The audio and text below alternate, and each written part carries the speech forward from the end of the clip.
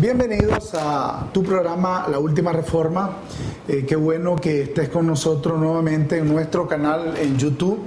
Este es el estudio número 5 de la unidad 1 de Principios de la Gracia, capítulo 1, el apostolado de Pablo, y este es el tema número 5.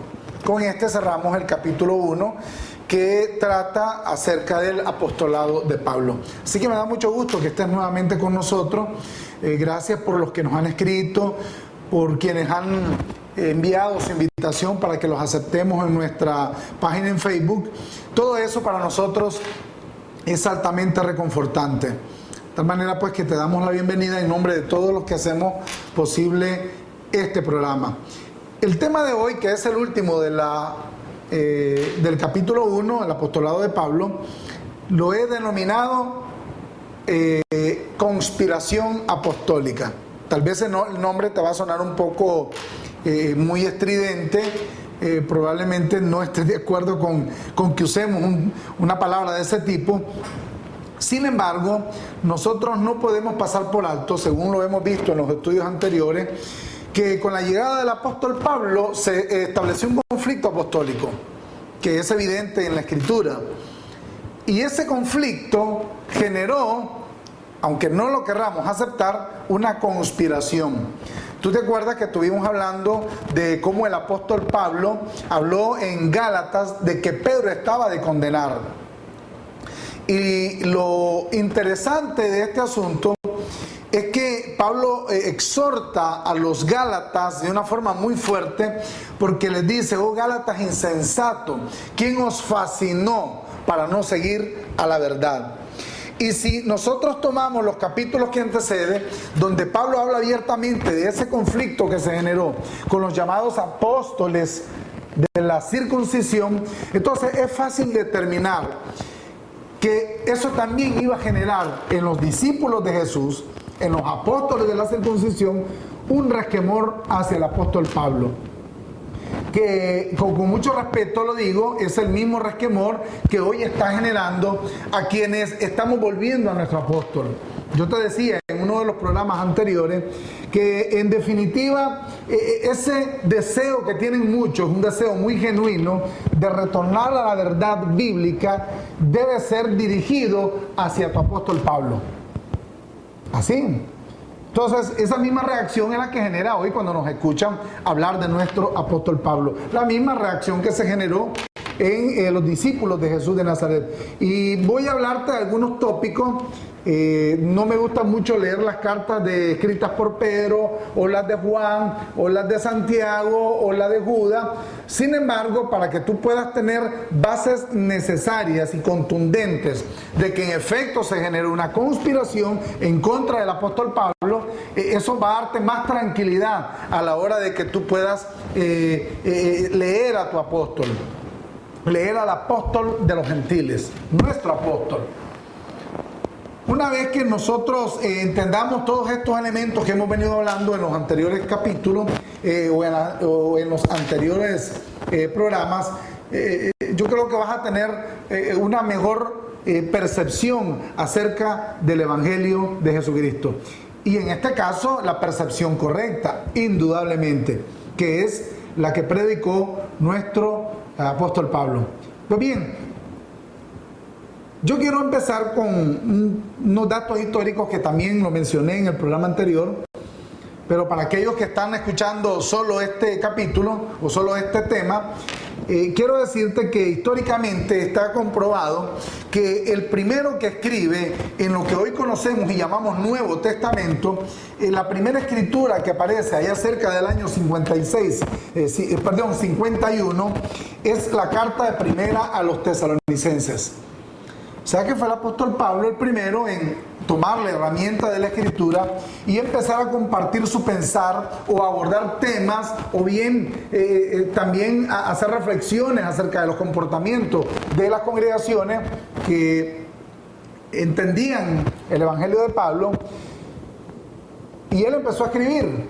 Él fue el que creó el hábito de la escritura para poder compartir todos estos elementos que yo te estoy compartiendo ahora.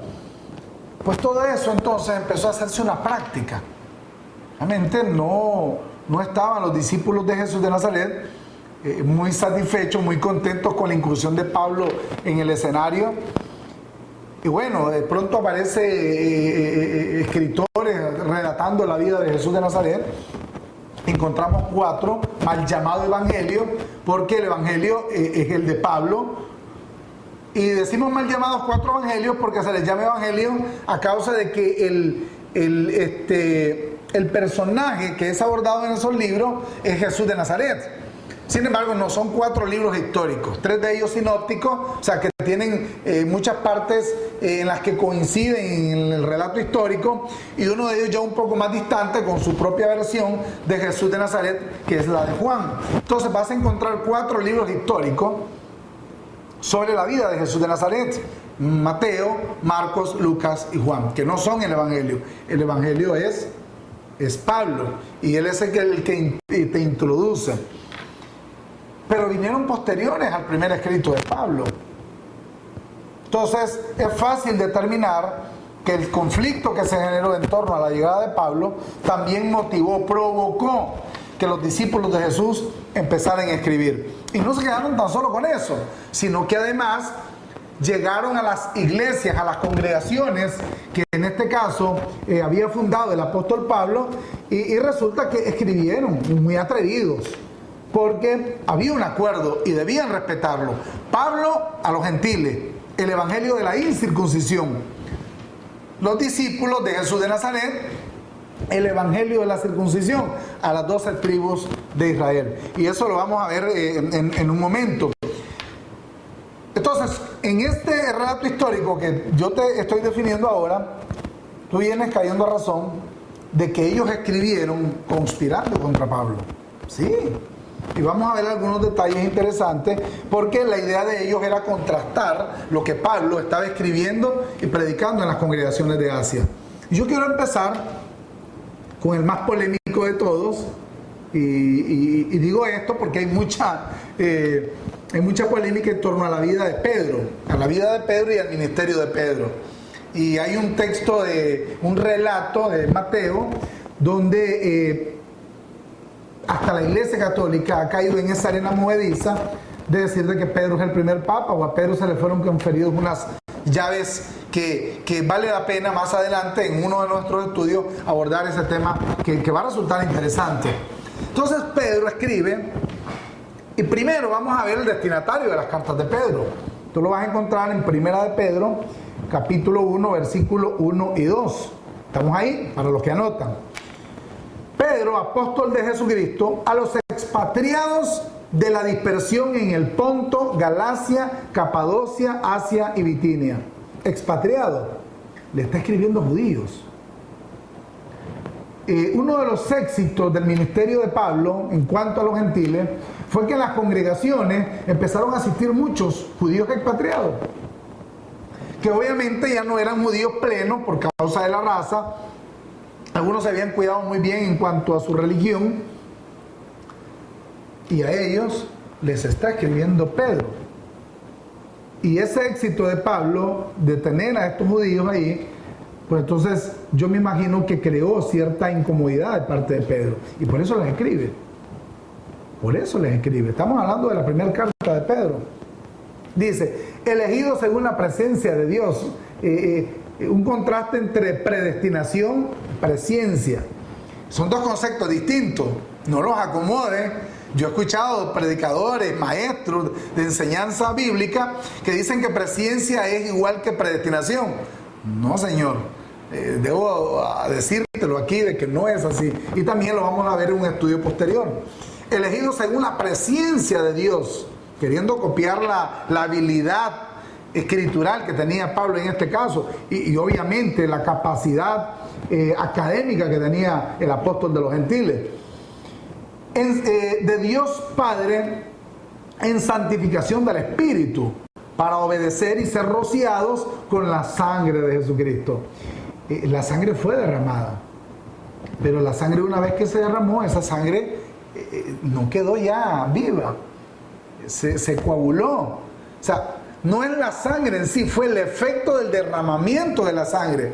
Pues Pedro parece ser que no sé, cree hasta esta altura que la sangre sigue fluyendo todavía. Y ser rociados con la sangre de Jesucristo, gracia y paz os sean multiplicadas. Pablo les está escribiendo a judíos.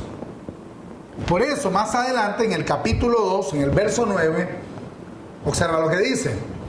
Mas vosotros sois linaje escogido. No le está hablando a la iglesia. Yo he escuchado que este texto se usa mucho en la iglesia protestante. Mira, Pedro nos dice que somos linaje escogido. Pero él está hablando a judíos. Él está siendo fiel a su concepción judía. Ellos se consideraban el pueblo de Dios. Y Pedro, obviamente, no podía pasar por alto este principio. Mas vosotros sois linaje escogido, real sacerdocio, nación santa, pueblo adquirido por Dios, para que anunciéis las virtudes de aquel que os llamó de las tinieblas a su luz admirable. Les está diciendo, parafraseándolos, les está diciendo a los judíos expatriados que se congregan en las iglesias que fundó el apóstol Pablo, de que marcan una diferencia. Sí, de que marcan una diferencia. Vamos a ver otro comentario más adelante, la importancia de la carta a los hebreos de Pablo, de la carta a los hebreos. Ok, no, nosotros soy linaje escogido. Pedro te está discriminando aquí de forma indirecta. Yo lamento mucho tener que decirte esto, pero bueno. ¿Por qué digo esto? Si no es así, vamos ahora a nuestro perito arquitecto. ¿Te acuerdas, verdad? 1 Corintios 3:10. Yo, dice Pablo, como perito arquitecto, puse el fundamento. Pues bien, nuestro perito arquitecto, nota lo que le dice a los Efesios en el capítulo 1. Te voy a leer del verso 19 al verso 23. ¿Estamos ahí? Qué bueno. Y cual la supereminente grandeza de su poder, para con nosotros los que creemos, dice Pablo, según la operación del poder de su fuerza, la cual operó en Cristo. El poder de Dios, resucitando de los muertos y sentándole a su diestra en los lugares celestiales, que es donde estamos tú y yo, sentados juntamente con Él. Una grandísima verdad. ¿Ya te diste cuenta de la dimensión de esa verdad? Ok. Sobre todo principado y autoridad y poder y señorío, y sobre todo nombre que se nombra. O sea, lo más importante, lo más relevante, la excelencia del poder de Dios. No solo en este siglo, dice Pablo, sino también en el venidero. Y sometió todas las cosas bajo sus pies. O sea, qué tremendo saber que en Cristo ese poder domina todas las cosas. Puso sobre sus pies. Pero ahora nota lo que dice Pablo. Y sometió todas las cosas bajo sus pies y lo dio por cabeza sobre todas las cosas. Te lo voy a leer nuevamente. Profunda verdad. Y lo dio por cabeza sobre todas las cosas a la iglesia. No al pueblo judío. No a quienes les escribe Pedro.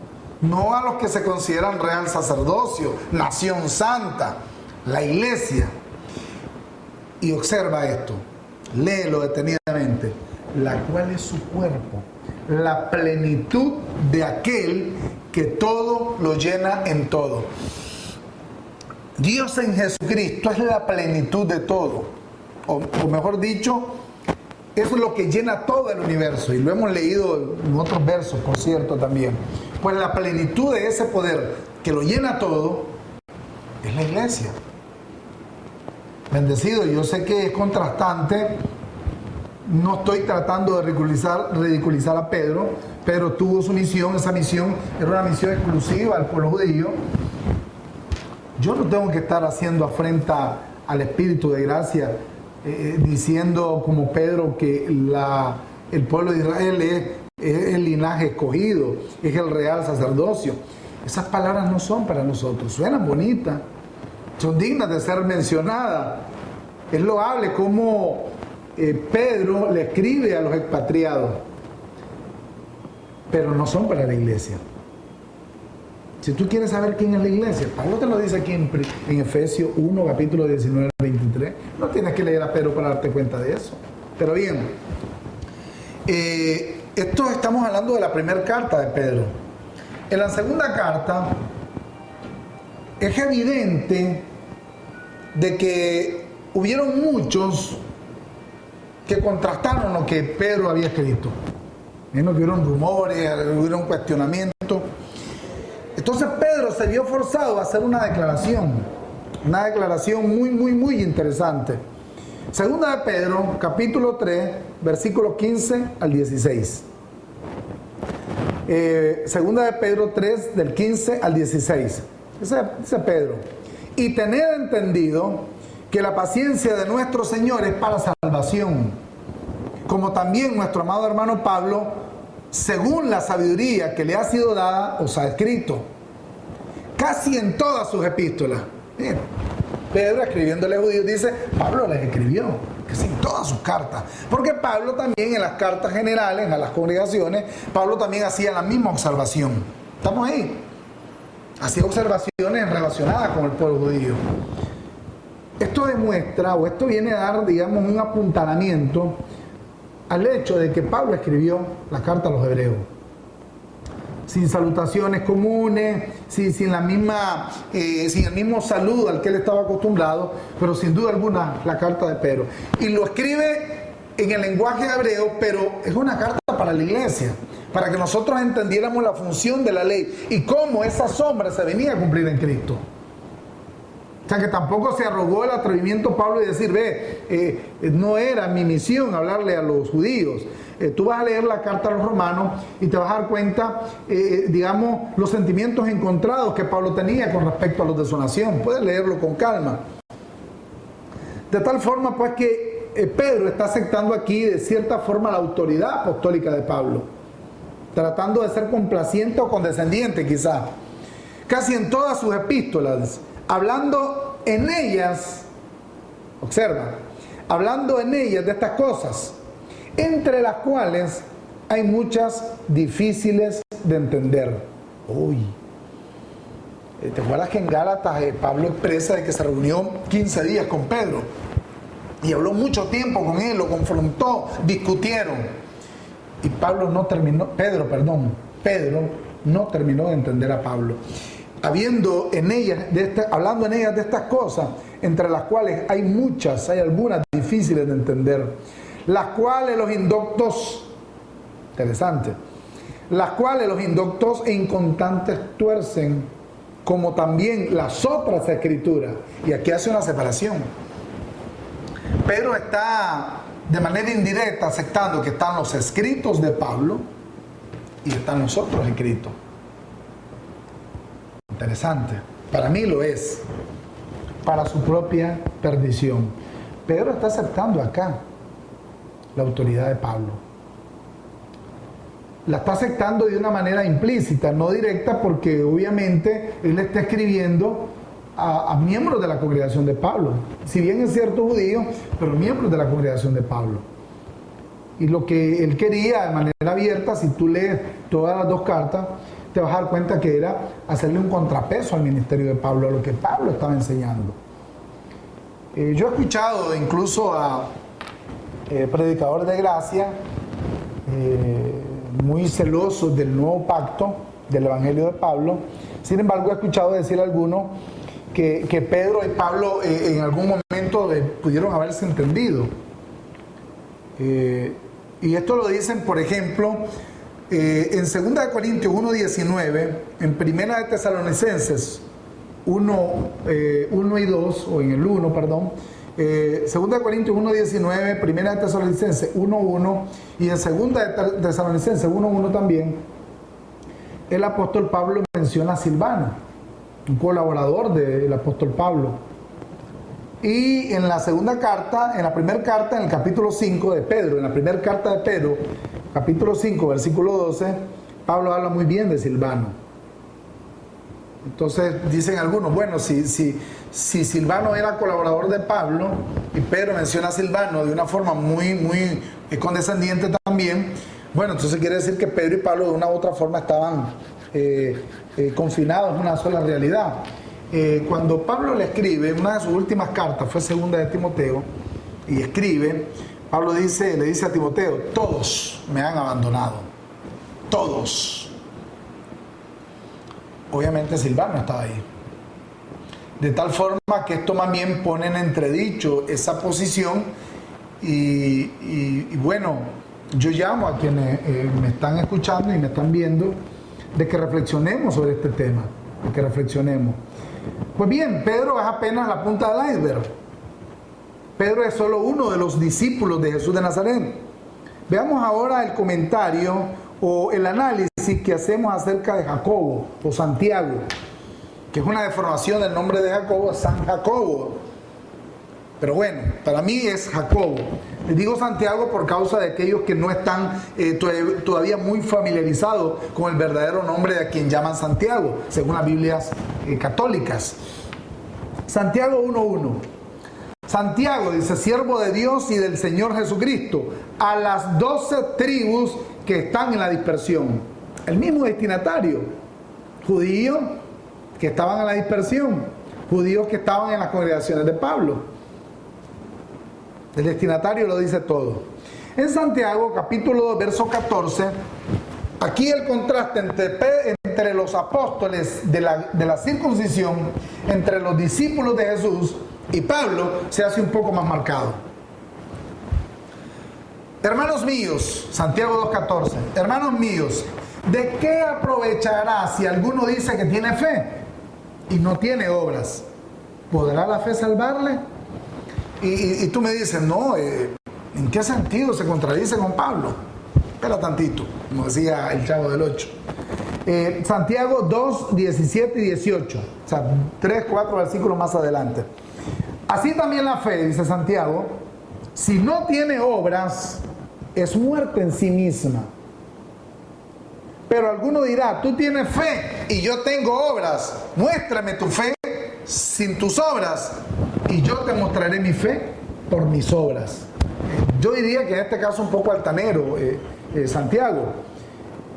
Romanos, ahora vamos a nuestro perito arquitecto, Romanos capítulo 1, verso 17. Porque en el Evangelio la justicia de Dios se revela por fe y para fe. Como está escrito, mira lo que dice Pablo, escúchalo, a tu perito arquitecto, a tu apóstol. Mas el justo por la fe vivirá. ¿Tú ves que Pablo menciona ahí las obras? ¿Verdad que no? Ok. Efesios capítulo 2, versículo 8. Porque por gracia sois salvos por medio de la fe. Y esto no de vosotros, pues es don de Dios, no por obras para que nadie se gloríe. No es por obra. Y Pablo decía que si era por obra ya no era por gracia. Van a ver más adelante otro texto muy rico de Pablo, donde prácticamente la obra queda totalmente en entredicho. Qué bueno saber esto. Ese es Santiago. ¿Te das cuenta la enorme contradicción? ¿Te das cuenta entonces que sí hubo una conspiración contra Pablo? Juan escribió las llamadas 3 cartas universales, escribió también una biografía y escribió un libro que hasta por hoy no deja de polemizar, el libro de Apocalipsis o Revelación. Un libro que no es para la iglesia, no es de fe, es un libro que no es de fe. No fue escrito por Pablo, no fue escrito tampoco por ningún colaborador de Pablo, y si así fuera, el lenguaje de Pablo hubiese sido tan claro como lo fue en el resto de sus cartas. Lenguaje claro, sin tanta simbología, no cifrado en secreto. ¿Para qué Pablo habría de decir eso? Decía Pablo, yo no he rehuido darlos todo el consejo de Dios. Pablo no tenía necesidad de hablar en clave. Los conspiradores sí. Primera de Juan, la primera carta de Juan, versículo 1. Dice Juan, lo que era desde el principio, casi teniendo la misma relación con cómo introduce al libro histórico de Juan, lo que hemos oído, físico, la carne, lo que hemos visto, físico, carne, lo que hemos contemplado y palparon nuestras manos, todo en carne, tocante al verbo de vida. Él se sentía orgulloso de haber conocido a Jesús de Nazaret. No era para menos. Verlo caminar sobre las aguas, debe haber sido un espectáculo maravilloso. Ver toda la obra, las sanaciones, oye, eso debió haber sido impactante. Y a Juan eso lo impactó igual que a Pedro, igual que a Jacobo. Aún, y déjame decirte esto, aún cuando todo eso no fue suficiente para que Pedro terminara negándolo, por ejemplo. No estoy faltando respeto, pero imagínate, vieron todo eso, fueron testigos de una serie de acciones portentosas y sin embargo da mucho en qué pensar. No es así. Pablo escribe a los Corintios en la segunda carta, capítulo 5, verso 16. Ten en mente lo que dijo o lo que acabamos de leer de lo que escribió Juan, lo que tocamos, lo que miramos, lo que oímos, carne. De manera, segunda de Corintios 5, 16, de manera que nosotros de aquí en adelante a nadie conocemos según la carne. Y aun si a Cristo conocimos según la carne, ya no lo conocemos así. No podemos seguir a Jesús según la carne. Y esto va a ser objeto de un estudio posterior también. Ya no podemos. Y él está fascinado todavía con el velo. Pablo llama a la manifestación física de Jesús de Nazaret, en Hebreos lo llama el velo. Entonces ellos todavía están con el velo de Jesús de Nazaret. Ellos no han comprendido que según lo que escribe Pablo ya fue traspasado a ese nivel. Y ahora, según lo revela en el capítulo 7 y 4 de Romanos, ahora somos del otro, el resucitado. Una verdad muy, muy contundente de nuestro perito arquitecto, de nuestro apóstol. De tal manera que aquí ponemos también en entredicho lo escrito por Juan. En la segunda carta de Juan, en la segunda llamada carta universal de Juan, capítulo 1, verso 6, dice, y este es el amor, queriendo dar una cátedra del amor, que andemos según sus mandamientos. Está hablando de la ley. Que andemos según sus mandamientos. Tú sabes lo que es seguir los mandamientos. Ok. Si el mandamiento te decía que mataras a tu hermano por causa de su vida pecaminosa, lo debías matar. Tenías que agarrar una piedra y sabiendo de que había un hecho de pecado, tenías que consumar lo que la ley establecía. Eso es un acto de amor.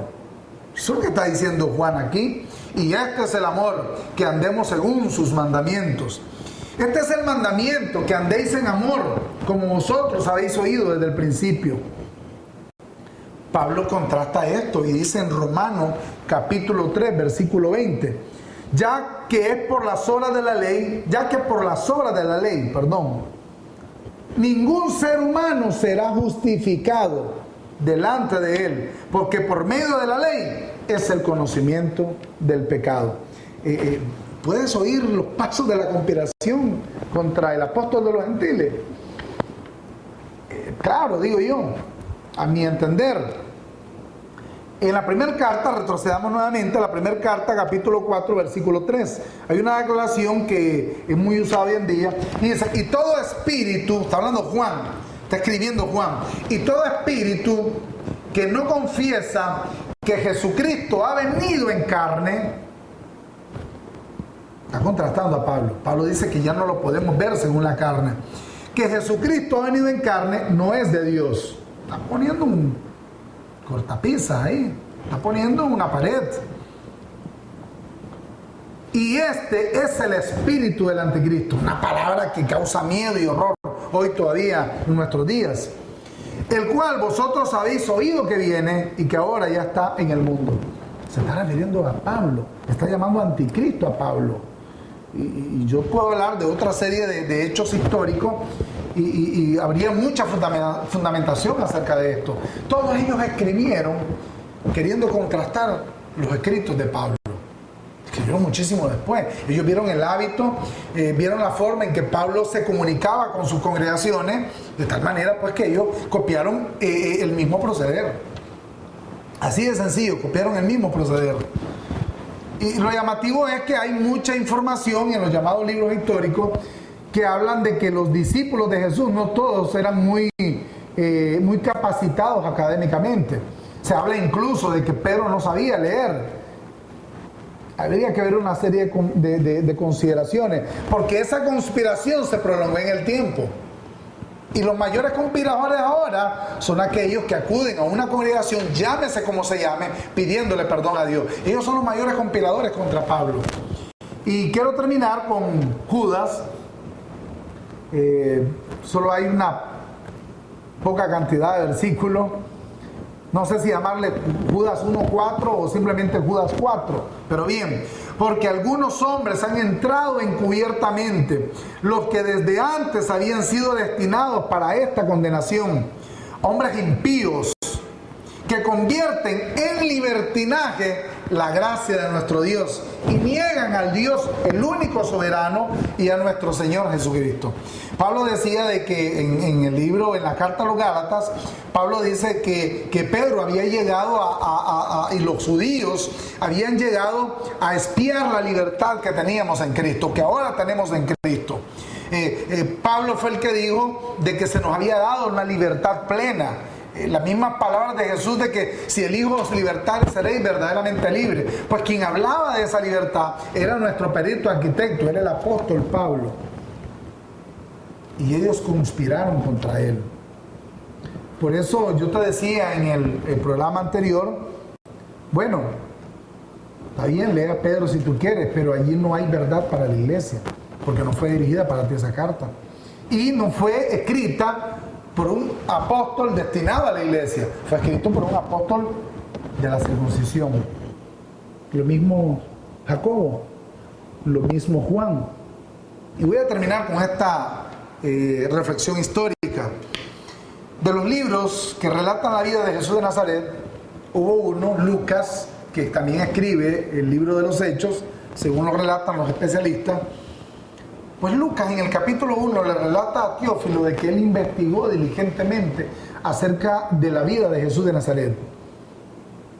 Y Hechos es el relato que habla primeramente en los primeros 8 capítulos acerca del llamado apostólico de los apóstoles de la circuncisión. Sin embargo, a partir del capítulo 9 ya relata la vida de nuestro perito arquitecto, el apóstol Pablo. Una vez un pastor a mí me preguntó, ¿por qué no aceptas que Mateo, Marco, Lucas y Juan no son evangelios? Bueno, en primer lugar no acepto eso porque Jesús, ya lo vimos también en los programas anteriores, no traía sabiduría. Porque lo que él podía hablar no lo podía decir por causa de que no lo iban a entender. Para eso fue llamado tu apóstol Pablo.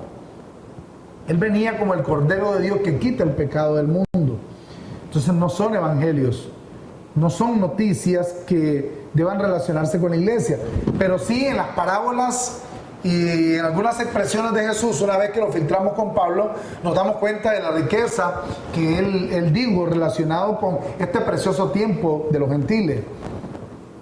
Pero si yo voy a relacionar la vida de Jesús de Nazaret con mi vida en cierta forma, pues yo debo en este caso hacerlo con aquel que investigó diligentemente.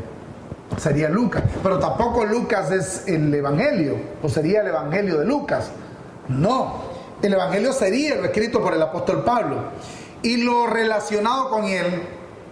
Y oye bien lo que voy a decir, de tal forma que el evangelio es Pablo, el Nuevo Testamento sería Lucas, Hechos y las 14 cartas del apóstol Pablo.